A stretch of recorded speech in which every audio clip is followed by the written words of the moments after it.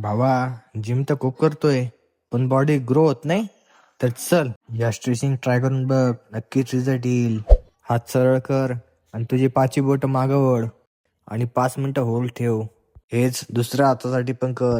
आता असंच सेम हात उलटा करून कर आणि ते पण होल्ड ठेव. आता शोल्डरची स्ट्रेचिंग कर, 5 मिनिटं होल्ड ठेव. दुसरा हात पण असाच घे. आता ट्रायसेपला ट्रेस करण्यासाठी हात वरती घे, एका हाताने दुसरा हात ओढ आणि होल्ड कर. आता दुसरा हात पण तसाच घे. भावा, ही सगळी स्ट्रेचिंग आफ्टर वर्कआउट करायची हा. त्याने तुझा मसल रिलॅक्स होईल आणि ग्रो पण होईल. ट्रायसेप स्ट्रेचिंग साठी तू ही पण स्ट्रेचिंग करू शकता. हे सगळं करताना 2 मिनिटं होल्ड ठेवीत जा. चल तुला चेस्ट साठी स्पेशल स्ट्रेचिंग सांगतो. यामध्ये हात थोडा बेंड ठेवून एका ठिकाणी सपोर्ट घे आणि आपल्या बॉडीला हळूहळू मागवड. असंच 2 मिनिटं स्ट्रेच ठेव. लेगची पण स्ट्रेचिंग घे, मी करतो तसं कर. बघ मग कसं वाटतं. त्यामध्ये बघ अजून एक व्हेरिएशन पण आहे. लास्टला लॅशची स्ट्रेचिंग कर आणि आपलं वर्कआउट संपव. बघ मग मसल ग्रो कसे होत आहे.